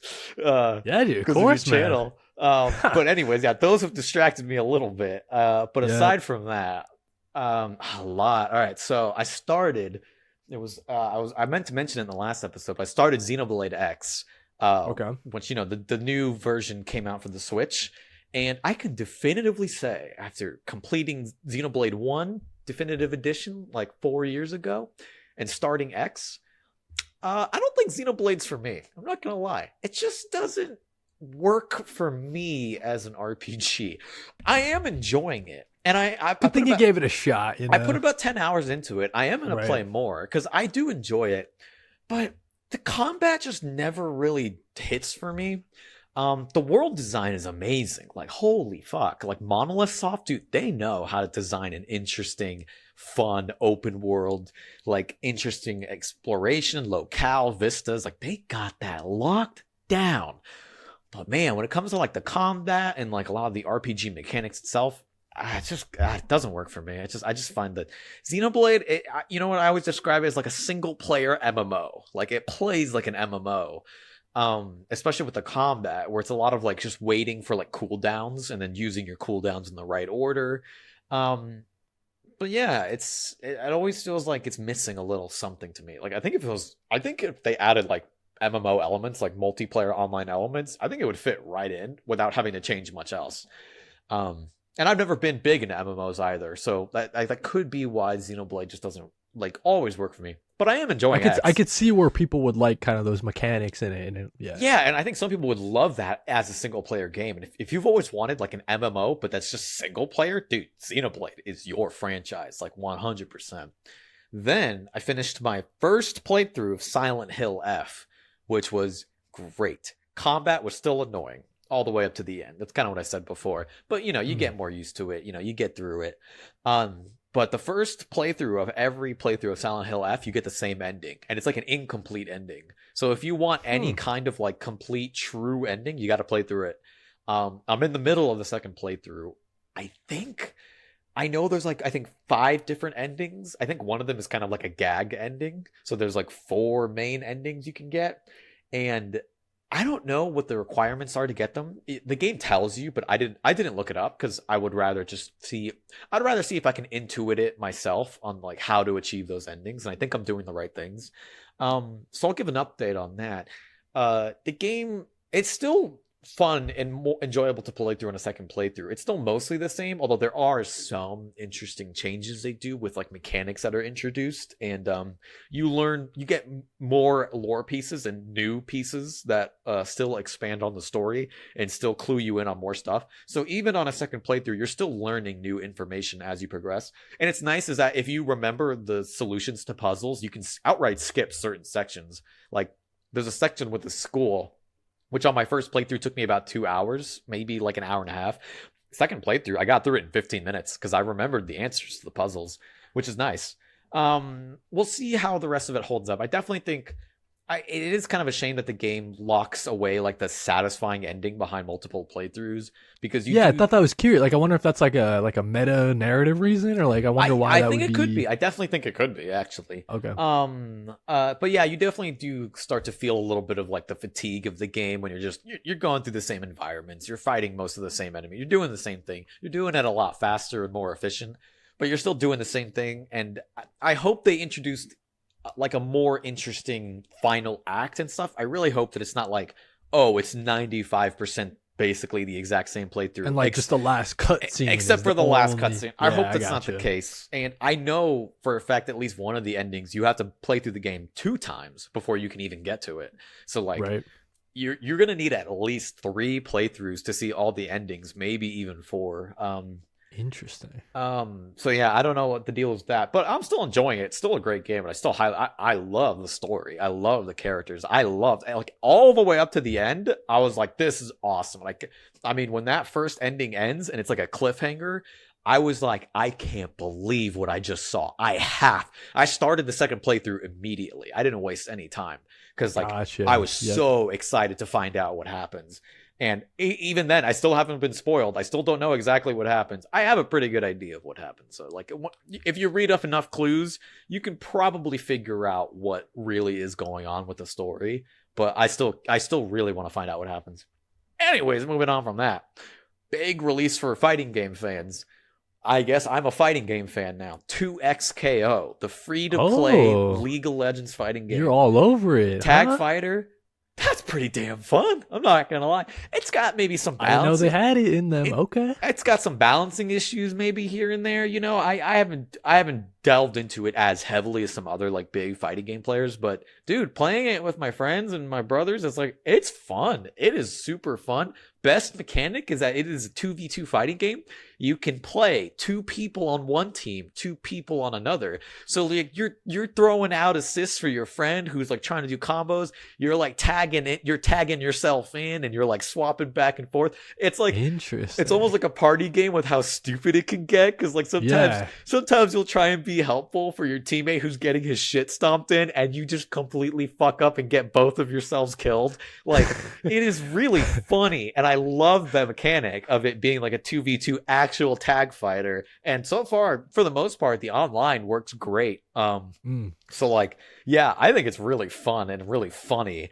And it's nice actually when you're playing with somebody else, because then you only have to control one character instead of 2. So it's actually a little bit newcomer friendly in that it just lets you take the game a little more slowly and focus more on just like learning the mechanics one character at a time, rather than trying to do the full like juggling between 2 characters and tagging and whatnot. I see. Yep. So yeah, I'm definitely into it. Definitely, I need to go back to it. I haven't played it in a few weeks, but I really was enjoying it. Then, you know, I mentioned this before, the Kirby Air Riders Global Test Ride, still ongoing right now. I might hop on it the second this podcast ends. Who knows? Nice, dude. But yeah, that's great. Like, that's fun. Like, I mean, it's got so much of Smash's DNA in it, but like, it's just like pure arcade chaos. And then, just because I was feeling like a little nostalgic for Kirby, I had an old save file for Kirby Superstar on like the Switch Online service. I was maybe like 30% of the way through the game. I just beat it in like 3 days. I was just like marathoned it. I was like, you know what? I'm just in the mood for like Kirby, and like Superstar is like the quintessential Kirby title. That's what everybody talks about, right? Yeah. And it was great. Yeah, I had fun with that. And then again, Nintendo hooking me up with, even though I technically pay for it, it's not free, but you know, whatever. These things happen. Luigi's Mansion dropped for the GameCube service. Nice, next GameCube title. I was like, fuck it. I haven't played Luigi's Mansion in like 25 years. 20 years. I don't remember how old it is. Because, okay, so the remake for that, right? Was it ever remade? Or maybe Yeah. it's on the DS or something, like 3DS or So some the shit. remake Or that is it got on Switch? yeah, it's very confusing. That got remade for the DS, and then the second game got remade for the Switch. Right. So I think on the Switch now you can play the original title, not the remake. You can play the remake Okay. of 2 and then you play 3. And the remake of 2 Mm. came out like I think 2023 or 2024. Yeah. Um so yeah, I don't really know if I'm going to pick that up. Well, Luigi's Mansion 1 still great, still kind of annoying chasing down the booze. Anybody who knows knows that chasing the booze is fucking annoying as shit, but whatever. And then I say, before I get to my biggest title, 2 more. Outlast Trials, because that was on sale for a lot on Steam. Mm. I always love a good multiplayer horror game. And this game, I think like it was in early access for quite a bit of time, but like it's definitely a lot more feature complete than when it first released. People like the Outlast like franchise, you know what I mean? I So, never played the second one. I dug the first one. It was pretty mm. neat. Outlast Trials, definitely fun to play with people. It is a good time. And then Restorats. Have you heard of this? It is like Is that it's kind of like played up and like overcooked. You know, okay. multiplayer, funny, silly cooking game, but you're playing as rats and you're running like an old timey D&D style tavern. Nothing you haven't entirely seen Oh, before, okay. but it's really silly and really funny and stupid. And the best aspect is there's a proximity chat, and the game modifies your microphone to give you all squeaky, like high pitched voices. So like you're all just fucking like loud and yapping, and you can't tell who's talking because you can't recognize whose voice over the filter.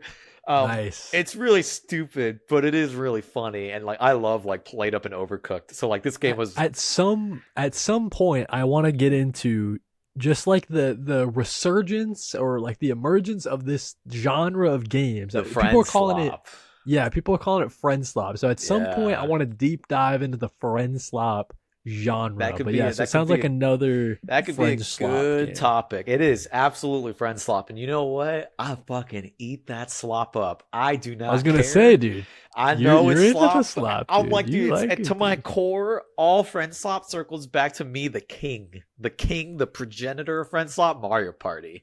You know, like Yeah, it's the all of OG. it. Like OG I mean, I friend could slop, name like right? 3 Mario Party mini games off the top of my head that are like restaurants. You know, like to me, it Gotcha. all circles back.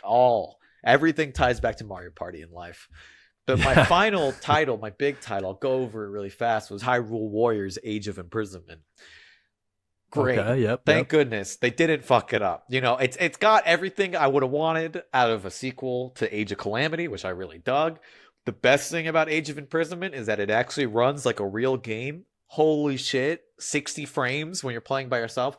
It's a mostly stable 30 frames when you're playing in split screen. Dude, I mean, wow, what a miracle. for That's what I was gonna Nintendo. say, right? Because I know you're a fan of this genre of types of games, and it sounds like a lot of the previous ones, the biggest issue was just performance and not being able to. Age of Calamity, run dude. so well Age on of that Calamity first Switch, single right? player could barely hold 30 frames. So the fact that Age of Imprisonment holds 60 frames, pretty stable. If there are frame drops, but because the game is so chaotic, you really don't notice them because it's like it's happening when there's like hundreds of enemies flying across screen. So you really can't tell, you know, like it definitely doesn't feel like sluggish or like it's chugging or slow or anything like that. It doesn't feel like an Unreal Engine stutter where like everything stops. It's nothing like that.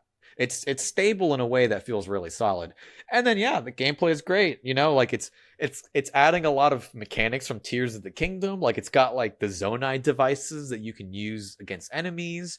You can like kind of combine different items to create like an elemental effect. Like if you throw out a fan and you throw out the flamethrower, it creates a flame tornado. So like there's some fun stuff like that. Different characters have some little different mechanics here and there to differentiate them. Like some people have like little bits of timing. Some people specialize in like elemental attacks. Really simple, really standard stuff that you would expect. But it's great. It's fun. They didn't mess it up. I'm having a great time with it, and like it's like especially playing with my wife. Like we love it. Like we can play for like 3, 4, 5 hours just playing it together. It's just great to play with somebody. So I'm expecting more in this genre because it sounds like they've kind of honed in on the formula that really works for this. So yeah, it seems like we'll be Yeah, getting and more they've done more games like spinoffs. this. They've done Yep. spinoffs as like One Piece. They have One Piece Warriors. They did it with Persona 5 Strikers, which actually was Yep. really good because it wasn't just a solid Warriors game. It was actually a pretty solid like linear story follow up to Persona 5, which was surprising. Great music too. Holy shit. So yeah, it's great. It's if you know you like these games, you're gonna like it, Mm. and you're gonna love the fact that unlike Age of Calamity, this game actually runs at a good frame Yeah, rate. that must be like a sigh of relief for The fans of that story game. is So yeah. like the story so far is like fine. You know, it's a little cool that you get to actually learn the names of like the champions from Tears of the Kingdom. You know, there's some fun little characters and little moments here and there, but like I don't know anybody who's playing these for the story. I'm sure some people are, but I don't care. It's fun gameplay. It's fun to tear through enemies, unlock new characters, like things like that. I'm enjoying it, and yeah, I'm glad. I was worried that because like this game, they have to a lot of most of the only problem is like I think the biggest issue is that most of the roster is of original characters because like you know it's set during a time period that you barely explored in Tears of the Kingdom. So yeah, they're making up a lot of characters, and a lot of them I'm like, yeah, you're boring. I don't care about you. But like, you know, thankfully, like there are, you know, there's some characters. Like I'm always attached to like the Gorons. You know, there's like a Korok. You know, I was gonna say it's kind of cool. I mean, just the fact that Nintendo has given this whatever studio like the creative license to kind of play in their sandbox and mess around with their gore. You know what I mean? Like just all yeah, the and it creatures feels and no, it stuff. So, feels it doesn't like you know, Age of Calamity went crazy with the story and like the mm, canon. Not that the canon really matters. But yeah, it's cool that Age of Imprisonment is like you know nothing sticks out so far. Who knows if they're gonna fucking introduce something crazy later? But so far, all of this feels right. It feels like nothing feels out of place. So, but yeah, it's great. It's enjoyable. I got no real big complaints about it. nice, dude. Cool, cool. Is that the that kind of concludes everything you've been playing? Yeah, I've been Nice, playing a lot. Yeah, nice, that's the dude. last big chunk I've been doing. I'm with you though, dude. Like trying to keep up with reading and stuff. I mean, because that's always like my number one, right? So gaming's like a second type of thing. So it is tougher to get to gaming when you're reading a ton. Oh yeah. So okay. Last topic we usually do questions for each other, man. I got my question. I don't know. You got yours. As we're I got it. coming I into did not come up with a different one, so the one I'm gonna okay, give you is cool, really stupid. dude. As we're coming to the fall time, Lorenzo, what game do you kind of or like game franchise do you associate with the fall time? Because there are some that for me, I just they're just fall in my mind. There's nothing I can do about it. you know what's funny? For some reason, the first game I thought of, probably because most of the game's color palette is very like warm colors. I Hmm. think the first one that came to my mind was Twilight Princess. That game, Yeah. very orange, very like cozy. If It it was a season, it would be fall. if it Absolutely. it might have, and yeah, I was like, you know, a lot of Zelda games feel very summery, very springy. Twilight Princess is like the one that's like, no, this is like a fall game. Like this is warm and like, well, I mean, fall isn't warm, but like it's like a very comforting, like cozy type of game in its setting and its atmosphere. So yeah, I that was just the first one that stuck, and even I think it came out in the fall too. So maybe I have like this weird Okay. association with it and just like the fall season. But yeah, I'd say Twilight Princess. Nice, dude. That's a good answer. I guess for me, when I was thinking about this question, the fall time for me, back in the day when I was a kid, like it was always the Call of Duty time. Yeah. We brought it up before, you know, Blop 7 and stuff like that, but just like back in the day, dude, my mom, like if I got my homework and stuff all set and I asked the teachers what we're doing that day and all that stuff, whatever, my mom would always let me stay home on the day that Call of Duty released. My mom was cool. She took me to like some midnight releases and stuff like that back in the day. So yeah, dude, fall time, it reminds me of the nostalgic Call of Duty times back in the Yeah. day, just playing that stuff nonstop. Because that was like the game, you know what I Back in mean? the Back in dude, the the day. So, heyday when when yep, Call of Duty dropped, everybody stopped what they were playing to fucking play yep. Call of Duty. It So was that's why like I'm looking, dude. We're talking Blop 7, and there's like no excitement. I'm like, dang. You want it's there to be someone out there enjoying Call of Duty, right? It's not gonna be I me, but you always want it to be yeah. Now the problem is now because of Warzone, Call of Duty's year round. You know, I like know now it's a whole. there's no like excitement or build up to it. Yeah. Yep. That's true, dude. But yeah, so that was my question, dude. So nice. Okay, so Twilight Similar Princess, theme, dude. nice. Fall theme. Thanksgiving is coming up for those who Mm, celebrate it. You yeah, know, yeah. it just it's a general holiday theme. But I was like, dude, Thanksgiving, we eat food usually. Okay. What is like when I say food, like video game food? What is the first thing you think of? Like Um, a food yeah, item, something like I in a love game. that. So when you were taught, when you were kind of setting up the question, the first thing that came to mind, I always, and probably because I'm playing like Outer Worlds 2 right now, but just always in like these Fallout games, like I'm just so interested in the food that's out there. Like usually it just heals you for like one or two or some shit, right? But just like the in-game world of Fallout, all the different like a Nuka Cola, dude. I want to drink a Nuka Cola so bad. You know what I mean? Like, so I don't know. I always think of just like all the different pickups in like a Fallout game that most people probably just skip over, and you probably only pick it up when you need help in that moment. But yeah, I always found it kind of fascinating, like the like leftovers, like stuff in boxes and stuff that you just like walk around and find in Fallout. Dude, But in Fallout, I'd always like made sure to like display the Nuka Cola because it's so visually appealing. I'm like, I need yeah, this for that decoration. bottle, you know what I mean? Yeah, and Yeah. like, I mean, not it's not a food, but like picking up cigarettes and stuff like that in the Fallout games, it's always Yeah, fun. But yeah. And then they had like their like the sugar bombs and like all of yeah, like sugar bomb, those exactly. branded like Yep, foods. Yeah. exactly. Just Man, when like I think of the foods, I my brain bounces around a lot, but like to me, like one of the first things I think of is like I think of like basically like anything that Peach bakes Mario. Like anytime they show like the cake that she makes, like in the credits for Mario oh yeah, 64, I'm dude. like, ooh, that I'm looks not a good. cake guy, but that cake does look nice. But I You're think of right. that, I think of like I also just think of like fucking Sonic and his obsession with chili dogs. I'm like, damn.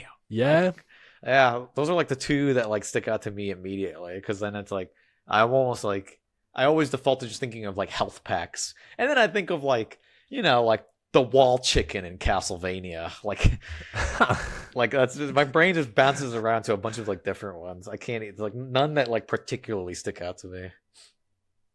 yeah. I'm trying to. That's a really fascinating and kind of fun question. I'm trying to think of like other video game foods. Yeah, that's the first one that came to mind. Just all the different like random objects and stuff you can pick up in like the Fallout types of games. Yeah, Um, yeah, dude. Yeah, I like that one because it's true. Because by the time this is posted, it might be around Thanksgiving or whatever. So we'll yeah, be like way past it next time we record. So yeah, that's a good point. mm, Yeah. Nice, sweet. dude. Listen, guys. Episode 5 of Memory Card. You already know what it is. Okay, we're coming at you every single month with some great video game discussions. Kody collects. That's Lorenzo talks. Lorenzo underscore talks. You can find his links down in the description. Also on the screen, I think. Should be around here somewhere. Um, Probably. Lorenzo, let the people know. You got any cool projects coming up? Any upcoming video essays in the I works? do. I've taken a little too much of a break because I've been working on other stuff. But yeah, I'm gonna be working on my review for Metaphor. I'm Nice. that script. I don't know, 40 minutes at least, probably for that video. At least with the I way the script's going love right it, now. dude. I I love got a lot to that, talk dude. about. It's a great game. Mostly good things, not that much bad. But yeah, it's just still a lot to go over because it's a big game. And then to prepare.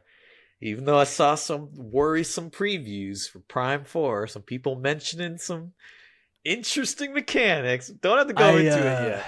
I have and not characters, interesting characters I've not too. dived into it yet. Miles. Some Miles McKenzie. We'll see. I did want to pick your brain about that. Maybe in the next one. But Maybe, the maybe. next one, who knows, man. I I'm might have worried for you guys, my man. I'm worried for your prime heads out by the there, next dude. one, I might already be playing Prime for it. Maybe I'll have experienced it firsthand. But to prepare Yeah, for that, I'm planning on streaming Metroid Prime 2 on my Twitch channel. I love that, Because dude. Prime 2, A, Hmm. is the fucking favorite game ever made. And Gotcha. B, I've already played through Prime 1 recently. Hmm. I don't have access to Prime 3, but I've played through Prime 3 a lot. Prime 2, my favorite, but still almost the one I've revisited the least. So I'm gonna Okay. revisit it. It's going to be the same handle as my YouTube, so just twitch.tv at Lorenzo Talks _talks. Nice, dude. But yeah, I'm gonna be streaming Prime 2. Just got to revisit it right before Prime 4. Just get those feelings fresh, get that comparison fresh, and just see what Retro's cooking up with Miles. I'm worried for you guys, bro. I believe in them. previews- I said I believe in Retro, and I will continue to believe in Retro, man. You But did say that, dude. oh my You god, did. if they fumble it right before the finish line, Kody, I'm gonna fucking lose it. I'm worried about you, we're dude. gonna We might see. not have another episode, guys. Lorenzo might not be with us anymore we're gonna. on this mortal plane, dude. I don't know, man. I'm terrified, but I'm also. It makes me almost more excited to play it and find out. Like, I am ready for like one of the greatest games ever made, or a complete disaster that rivals Other M. I am ready for it. I will do it. And you know what? Other M, it's not that bad. I like Other M. Okay, so Right. at the very least, but we're gonna see what happens. Exciting times, guys. And you know we're covering it here on Memory Card, man. Thank you guys for listening. This has been episode 5. Stay tuned for episode 6 sometime in December. Looking like, dude. That might be our Game Award predictions. Maybe we'll do some other our own Game Awards types of things, dude. Yeah. So we'll figure it out, guys. But yeah, thanks for listening, especially if you made it all the way through. And yeah, we'll catch you in the next one.